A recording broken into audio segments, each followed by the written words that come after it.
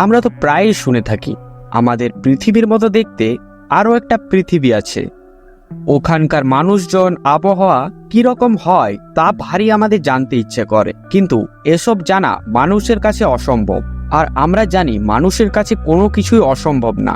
যেখানে মানুষ নিজেকে ভাবে তার দ্বারা এটা সম্ভব না, তখন মানুষ তার ইমাজিনেশনকে কাজে লাগায়। কিন্তু বন্ধু, এই মুভিটি দেখলে তুমি বেশ অনেকটা ধারণা পাবে যে ওই ধরনের পৃথিবীতে কি রকমের মানুষ বসবাস করে। তো কথা না বাড়িয়ে আজকের ভিডিওটি শুরু করছি। মুভিটির শুরুতে আমরা দেখতে পাই একজন অ্যাস্ট্রোনটকে, যে কিনা একটা অ্যাস্ট্রোর নামের স্পেসশিপ দ্বারা পৃথিবীতে ল্যান্ড করছিল। তারপরে দেখতে পাই অ্যাস্ট্রোর নামের স্পেসশিপটিকে কন্ট্রোল করছিল কয়েকজন বিজ্ঞানীগুলি অ্যাস্ট্রোরকে ল্যান্ড করাতে সাহায্য করছিল। তারপরে আমরা দেখতে পাই একজন কালো কোট পরা লোককে, যে কিনা অ্যাস্ট্রোরের কন্ট্রোল রুমের দিকে যাচ্ছিল। কোট পরা লোকটি বিজ্ঞানীকে বলল, হ্যালো রমেশ, তুমি কেমন আছো? রমেশ বলল, ভালো আছি। তারপর ওই লোকটি বলল, কাজে দেরি করা উচিত নয়। রমেশ বলল, একদমই ঠিকই বলেছেন। এখান থেকে আমরা বুঝতে পারি যে ওই লোকটি ছিল এই পুরো কন্ট্রোল রুমের ইনচার্জ। রমেশ বলল, অ্যাস্ট্রোরে যেসব অ্যাস্ট্রোনটগুলি গিয়েছিল তাদেরকে আমি কোয়ারেন্টাইনে রেখে দিয়েছি। তাছাড়া চলুন আপনাকে আমি দেখাচ্ছি আমরা কিসের ওপর কাজ করছি। আর ঠিক এখানে গিয়ে প্রথমবার আমরা দেখতে পাই ওই প্যারালাল ইউনিভার্সের একজন প্রথম মানুষকে। ওই প্যারালাল ইউনিভার্সের মানুষটি এতই অদ্ভুত দেখতে ছিল যে কোট পরা লোকটি অবাক হয়ে যায়। আর তারপরেই রমেশকে সে বলে, ও মাই গড, আমার তো বিশ্বাসই হচ্ছে না এটা আমরা করতে পেরেছি। তারপরে আবার লোকটি বলে, রমেশ, তুমি কি এই জীবটি আমাদের পৃথিবীর সঙ্গে কোনো ডিএনএর ম্যাচ খুঁজে পেয়েছো? রমেশ বলে, না স্যার, এখন অবধি পাইনি, আমরা এখনো টেস্ট করছি, কিছু ঘন্টা পরেই রেজাল্ট বেরিয়ে যাবে। আর তার ঠিক কিছুক্ষণ পরেই তারা ডিএনএর ম্যাচ খুঁজে পেয়ে যায়। কোট পরা লোকটি দেখে বলে যে এটা তো জ্যাক অ্যাডামসের ডিএনএর সাথে ম্যাচ হচ্ছে। আমরা বুঝতে পারি কোট পরা লোকটি হয়তো জ্যাক অ্যাডামসকে চিনে। তারপরে ওখানে থাকা ওই মহিলা সায়েন্টিস্টটি বলে ওঠে, মিস্টার বিগস, আমি কখনোই একটা মানুষকে এত জলদি নিজের ভাবনা পরিবর্তন করতে দেখিনি। এই জীবটি মুহূর্তের মধ্যে তার নিজের ভাবনাকে পরিবর্তন করতে পারে। আমরা বুঝি ওই কোট পরা লোকটির নাম ছিল বিগস। তারপর বিগস বলে, ঠিক আছে, কিছুই করার দরকার নেই, তোমরা শুধু এটার উপর নজর রেখো। এরপর দৃশ্য পরিবর্তন হয়। আমরা দেখতে পাই একটা ফাঁকা অঞ্চলে একটা বাড়ি, যে বাড়িটা ছিল জ্যাক অ্যাডামসের। হ্যাঁ, ঠিক শুনেছেন, যার সাথে ওই জীবটির ডিএনএটি ম্যাচ করেছিল। আর এটি হচ্ছে জ্যাক অ্যাডামস ও তার স্ত্রী। ঘুম থেকে উঠে জ্যাক বুঝতে পারে এটা ছিল তার একটা স্বপ্ন, কারণ কিছু বছর আগে তার স্ত্রী একটা দুর্ঘটনায় মারা গিয়েছিল। জ্যাক রান্নাঘরে জল খাওয়ার জন্য আসে, তখন সে দেখতে পায় ফ্রিজের গায়ে লাগানো থাকা একটা ইনভেলপ, সেটাই লেখা ছিল হ্যাপি বার্থডে ড্যাডি। আর ঠিক আগে আমরা যে ফটোটা দেখেছিলাম তার মধ্যে মাঝের মেয়েটি ছিল জ্যাকের মেয়ে। আর এই ফ্রিজের গায়ে লাগানো থাকা কতগুলো ফটোর উপরে দেখতে পারি জ্যাকের স্ত্রী ও তার মেয়ে একসঙ্গে হাত ধরে ফটো তুলেছে। তারপর আমরা দেখতে পাই তার উঠোনে গিয়ে তীর ধনুক চালাচ্ছিল। তখনই জ্যাকের লক্ষ্যের কাছে একটা অন্য তীর এসে পড়ে। জ্যাক ঘুরে দেখে তার মেয়ে হ্যাপি বার্থডে সেলিব্রেট করার জন্য এসেছে। জ্যাক বলল, লরা, ভালো নিশানা ভেদ করেছো। অর্থাৎ মেয়েটির নাম ছিল লরা। এবার জ্যাক ও লরা ঘরে যায়। জ্যাক রান্নাঘরে এসে দেখে লরা একদমই খাবার রান্না করতে পারে না, কারণ সে খাবার উনুনে চাপিয়ে ফোনে ব্যস্ত ছিল। জ্যাক দৌড়ে এসে গ্যাস অফ করে দেয়। লরা বলে, এই রান্না বান্নার কাজ আমি একদমই করতে পারি না। জ্যাক বলল, ঠিক আছে, কোনো ব্যাপার না, আমি রান্না করছি, তুমি দেখো, তবেই তুমি শিখে যাবে। তখনই জ্যাকের নজর বাইরের দিকে যায়। দুটো 4 হুইলার তাদের বাড়ির দিকে আসছিল। জ্যাক তাদের উপর আক্রমণ হতে পারে ভেবে বন্দুক হাতে নিয়ে বাইরে যায়। তখনই গাড়ির থেকে একজন লোক নেমে বলে, জ্যাক অ্যাডামস, এটা তুমি? জ্যাক বলে, হ্যাঁ আমি। তুমি বিনা অনুমতিতে আমার বাড়িতে ঢুকে পড়েছো। তখন পাশ থেকে লরা বলে ওঠে, বাবা তুমি এটা কি করছো?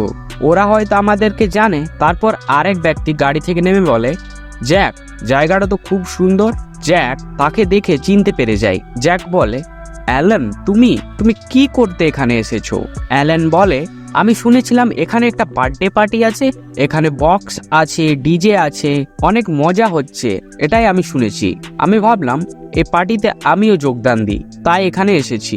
তারপর অ্যালেন বলে, ও মাই গড, এটা তো লরা, কত বড় হয়ে গিয়েছে।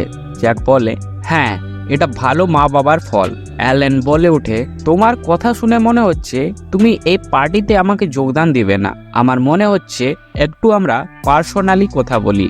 অ্যালেন ওকে ফাঁকা জায়গায় একটা নিয়ে যায়, তারপর বলে, আমার এক বন্ধু আছে, ও তোমার বার্থডে পার্টিটা অনেক বড় করে সেলিব্রেট করতে চায়, তোমাকে এক্ষুনি ওখানে যেতে হবে।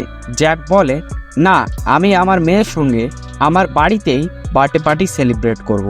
তখন অ্যালেন বলে, আমার বন্ধু বলেছিল তুমি এত সহজে মানবে না। তারপর অ্যালেন হাঁটু গেড়ে প্লিজ দয়া করে চলো বলতে থাকে। জ্যাক শেষমেশে হ্যাঁ বলে দেয়। অ্যালেন বলে, সত্যি চলো তুমি, ওখানে অনেক মজা হবে। জ্যাক ও তার মেয়ে অ্যালেনের বন্ধুর বাড়িতে পৌঁছায়, আর তারপরে আমরা বুঝতে পারি যে অ্যালেনের বন্ধুটি ছিল আসলে বিগস, যে প্রথমে কালো কোট পরা লোকটিকে বলেছিলাম। বিগস বলে, হ্যাপি বার্থডে জ্যাক, কি করছো তুমি এখন? জ্যাক অ্যাডামস বলে, কিছুই না, চাকরি ছেড়ে দেওয়ার পর থেকে মেয়ের সঙ্গে এখন ঘরেই থাকি। বিগস বলে, চলো এবার ঘর দিকে, কেমন হবে আমরা যদি এবারে বারবিকিউ খাই? জ্যাক বলে, আচ্ছা ঠিক আছে চলো। তারপরে আমরা একটা ছেলেকে দেখতে পাই। ছেলেটি ছিল বিগসের ছেলে, নাম চার্লি। ছেলেটি নিচে নেমে লরাকে খুব খারাপ নজরে দেখতে থাকে। লরা প্রথমে বুঝতে না পেরে বলে, কেমন আছো তুমি? দেখা করে খুশি হলাম। চার্লি বলে, হ্যাঁ ভালোই আছি, আমিও খুশি হলাম। তখনই চার্লি লরার হাতটি ধরে কিস করার ট্রাই করে। চার্লির বাবা বিগস তার হাতটি সরিয়ে দেয় আর বলে, কি করছো তুমি এটা চার্লি? তারপর বিগস বলে, ক্ষমা করে দেবেন, আমার ছেলেটা একটু এরকমেরই। জ্যাক চার্লির দিকে রাগে রাগে তাকাতে থাকে। বিগস বলে, ছাড়ো এসব, তোমাকে আমি আমার ঘরটা দেখাই। তারপরে দৃশ্য পরিবর্তন হয়, আমরা দেখতে পাই সবাইকে একসঙ্গে বসে বার্থডে সেলিব্রেট করতে। জ্যাক বলে উঠলো, মনে হয় চার্লির আমাদের এখানে আসা পছন্দ হয়নি। বিগস বলে, হ্যাঁ, ওর কোনো কিছুতেই খুশি নেই। তারপর জ্যাক আবার বলে, এসব করার জন্য ধন্যবাদ বিগস। বিগস বলে, আরে না না, এসব তো আমার কর্তব্য। আরেকটা কথা, তোমাকে বার্থডে পার্টিটিতে একটা ভ্যাকেশন অফার করতে চাই। তুমি ও লরা কোনো জায়গায় একটা ঘুরে এসো, সমস্ত খরচা আমি দেবো। আমার কাছে অ্যালেন আছে, ও সব দেখাশোনা করে নেবে। তারপর জ্যাক ও লরা ঘরে ফিরে যায়। জ্যাককে চিন্তা করতে দেখে লরা তার সামনে এসে বসে। লরা বলে, কি হলো বাবা, কি নিয়ে চিন্তা করছো?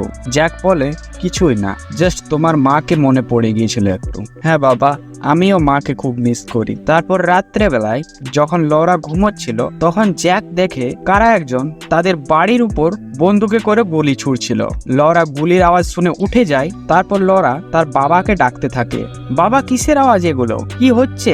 জ্যাক বলে, জলদি করে নিচে বসো, ঘরে কেউ ঢুকে পড়েছে, চলো পেছন দিক থেকে বার হয়। তারপর জ্যাক বাইরে এসে বলে, তুমি যাও, গাড়িটা রেডি করো, আমি আসছি। তারপর জ্যাকের কাছে এসে কেউ একজন তার পেছনে বন্দুক ঠেকায়।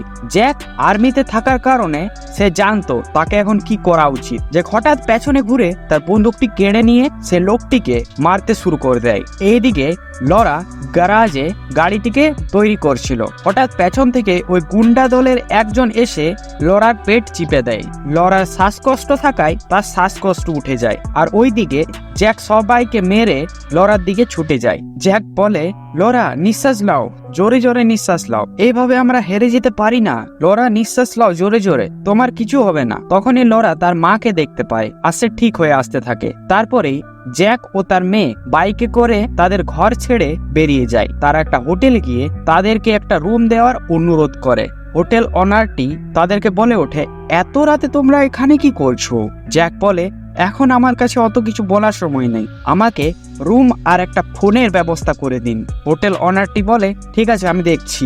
তারপর জ্যাক রুমে গিয়ে একজনকে ফোন করে। জ্যাক বলে, ফ্রেড কোথায় আছো তুমি? ফ্রেড বলে, ফাইনালি তুমি আমাকে কল করেই দিলে। ফ্রেড জলদি করে শোনো, আমার উপরে কতজন আজ রাতে আমার বাড়িতে হামলা করতে এসেছিল।